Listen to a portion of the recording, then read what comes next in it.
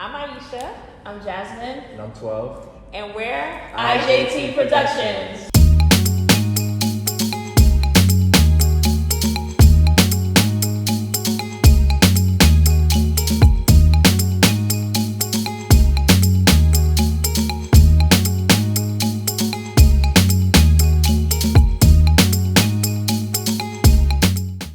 Good day, everyone. Welcome to IJT Presents, our YouTube channel.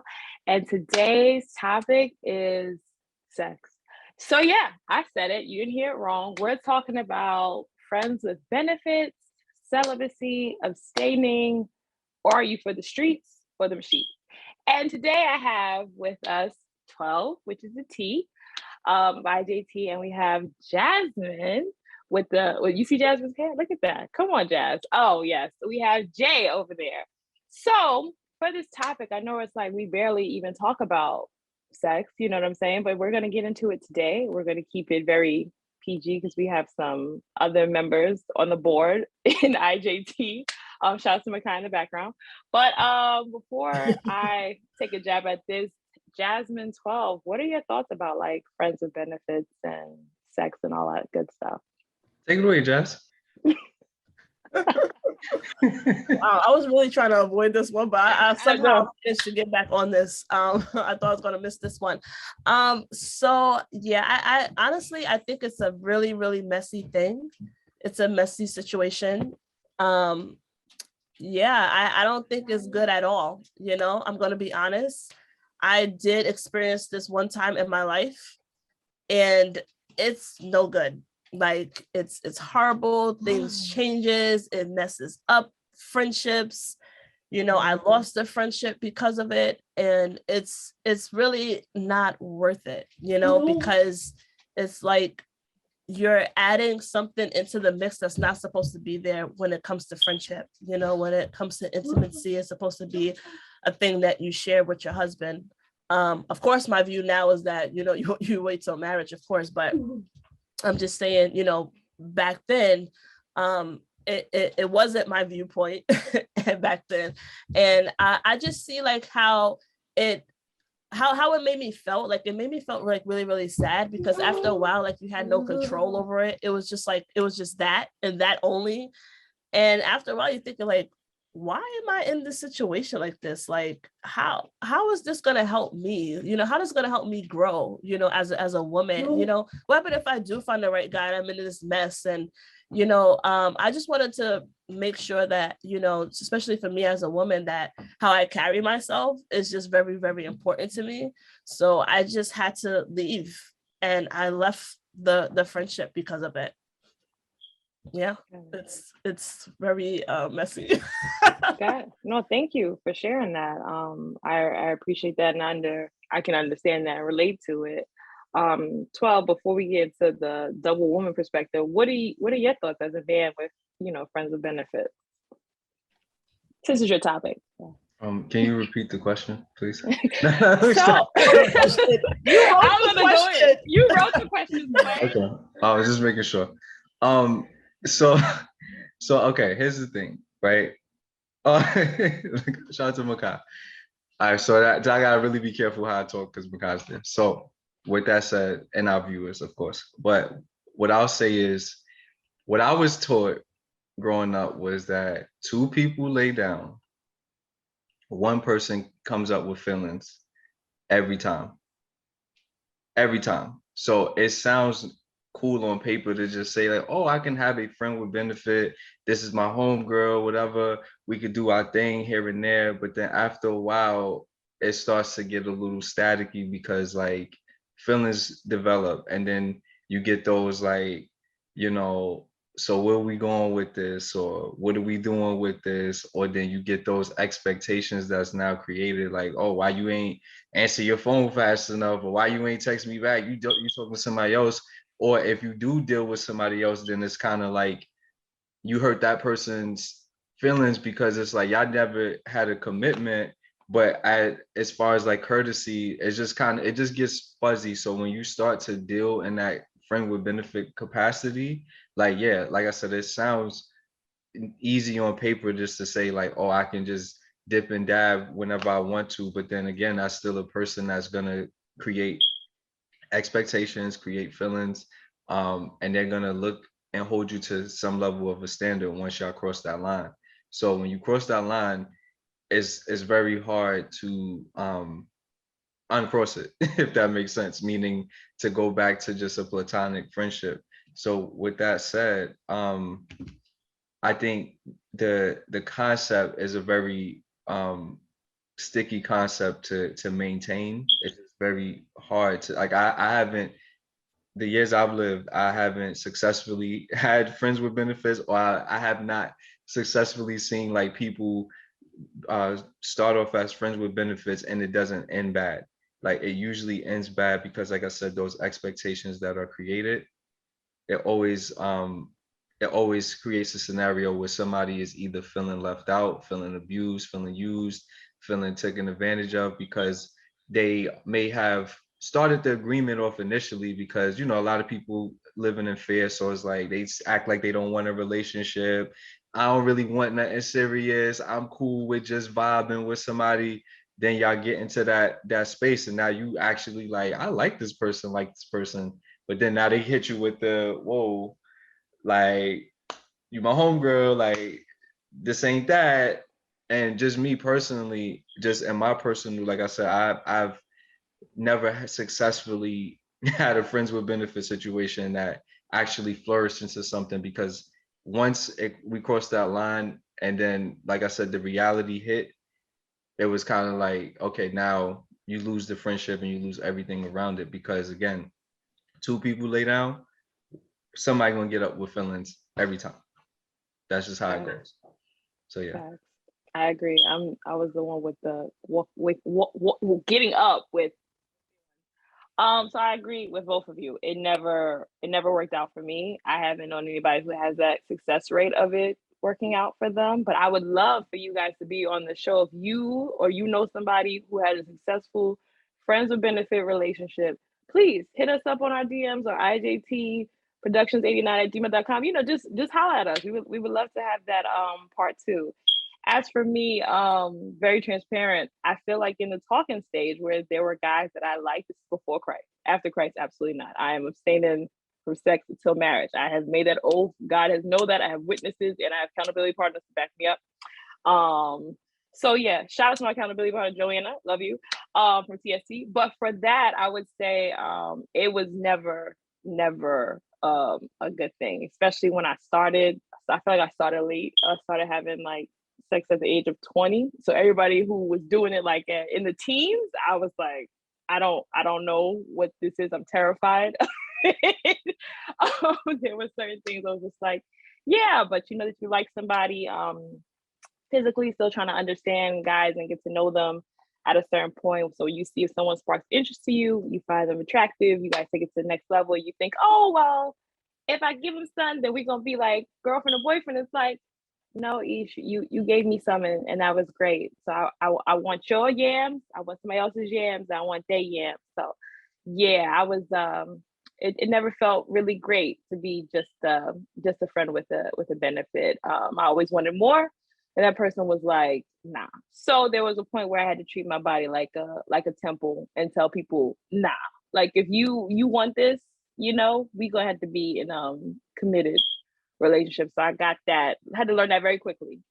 And since then, just been abstaining for about, I want to say, oh, gosh, that's not even a number to brag about. Maybe 5 or 6 years. So I'm still losing hearing in my right eye, but I'm okay. It's fine. No big deal. Excuse me, miss, but it is something to brag about. Okay, that's. But the goal is to have sex with your husband, like that. Like that is the thing. Like you want to have. Right. Sex. God invented sex, not Trey Songz. So that is yes. I will say it's a cool number, but I would love to be making love with my husband. Gotcha. Well, I would say thanks for sharing that.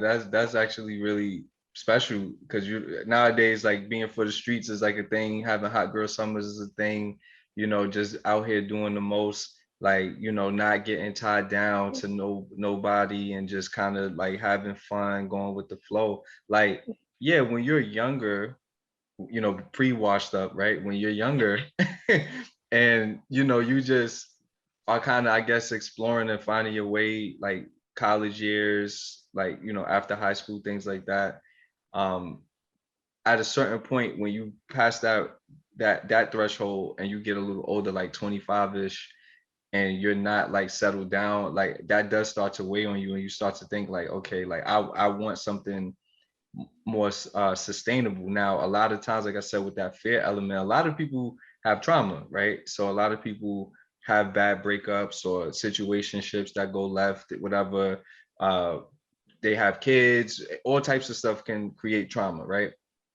But what that does is, I think a lot of times with the actual sexual activity that people participate in, a lot of times is speaking to that trauma. You can just tell how people are like expressing themselves, as far as like from the places that are not healed yet. So I think it's admirable to just make that commitment to say, I'm going to wait and hold out, and not not go to those desires. Now I'm gonna just be just as transparent and say, God ain't through with me yet. I can't say I'm gonna wait, but I do find the value and just not just just giving yourself to anything and anybody, because there's a lot of responsibility that you have to take on when you are sexually active with somebody, like whether that's from an emotional space, a physical space, because that's how babies are born. So we can't act naive to that. So even if you don't have that commitment, and then now as a pregnancy, things like that, I was married, by the way. That's right. Shout out to Makai. I was married. That's a beautiful thing. For that time. When I became saved, obviously. Right. Hallelujah. Right. So yeah. So, but overall, like I said, friends with benefits, like I said, sounds like a good time.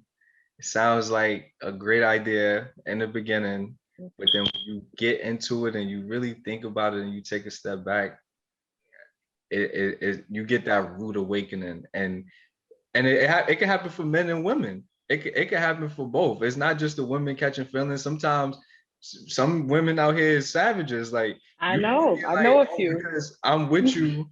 I know a few women that are savages and some more. So right, and they and it's like you ain't my man. Loving them too, and they be doing some savage things to y'all. I'm like, damn, y'all missing out on a woman that want to be with y'all, but y'all. Yeah. So just I say to the young people listening, like I get it, in the music, the media, everywhere is telling you to just be out here doing the most, but the most success you're gonna have is having a commitment and actually being in a healthy bond with somebody, to where y'all both can be able to successfully navigate the emotional, the physical part, and all of the responsibilities that come with being intimate with someone. So just be careful with your body, because it's a temple. Be wise on how you move out here and what you do, because like I said, as much as people try to make it seem like it's not that serious, it is that serious. So that's just my 2 cents or 12 cents. And that was cute. I was like, when you said emotional, I just thought of the Korean guy when he's like emotional. Right. Yeah, because that's so real. That's so real. And then like soul ties, like we ain't even really get into that, but actual soul ties, like you wondering why you drained and why you don't got no energy, because this person's sucking the energy out of you, probably literally. So you probably should really look into that. I'm sorry. Children. If I ain't your wife, forget it. Don't ask me. Don't even approach me. Don't even talk to me. Mm-hmm. That's just how I feel. I respect it. But also, just want to say, you can still have a hot girl summer. Like, have them all the time. I'm just abstaining. So just put the AC on. Just put the AC on. You put the AC on. You can still have a hot girl summer and not have all the aspects of that. But I think a hot girl summer is just having a good time with your homegirls, and if other things lead to that, your limits. There's always boundaries and great communication with your friends. And these are coming from, I'm surprised with Jasmine 12, because they always say guys and girls can't be friends. So the audacity of y'all saying friends with benefits. No, you. So here's the thing. Get there. We got to end this video, but that's part of why I say guys and girls cannot be friends, because once you. No, they can't. I can't be friends with a guy. Honestly, let me tell you why. And real quick, it's because of the emotional thing. Like I don't have a lot of guy friends. Okay, so like I have 12, and I have like maybe 2 other guy friends, and that's it. You know, but I have 5. Okay, but it's always boundaries. mindful. It's all about boundaries. It's all about Yeah, it's all about boundaries. And plus, you know, like, you know, we do certain things, you know, but just as far as like a guy like, oh, can I get to know you? Can I be your friend? When they say stuff like that, that scares me. Yeah, 'Cause I'm not interested in like if I find a woman attractive and all that, I'm not interested in a friendship. Just putting that out there. Right. Yeah, like I agree. But I like, Same. but first of all, let me tell you something. Nah. I'm single. I do want to mingle. However, I do like to build a friendship with the guy I date first. That's just how I am. I need to know you as a friend before I even move on to dating you. I'm sorry, but that's just me. Now I'm gonna have a hot girl summer. So if y'all out there and y'all feel like, you know what, I want me a good Christian woman that holds it down for me, I'm your girl. But if you're looking for, you know, somebody else, hot girl summer or quick, I'm not the girl for you. Got it. Heard you. I know those girls. But what do you have to say, Jasmine? I feel like you have something you want to ask. Oh, this is like totally off topic, but it relates to, you know, sex, whatever. So let's say you have a friend, right? You know, 12, you have a girlfriend, but they are friends. You're not in a relationship. Homegirl. And you know, it's just hypothetical. It's not real. Yeah. But I just wanted to know your stance on it. So let's say you see that they have a friendship and stuff, and then they have a significant other. So they have a place, they have a nice house, you know, they're successful, but their partner lived in the house with them. You know, they would be intimate in the bed, in the house and stuff like that. But they're your friend. But let's say they break up with that significant other. And then they want to date you. And, you know, you date them and you marry them or whatever the case may be in your scenario, right? So let's just say you move into their place. Would you sleep in the same bed with that person that they had intimacy with previously before? Would that bother you or would it? I'm territorial, so it would bother me.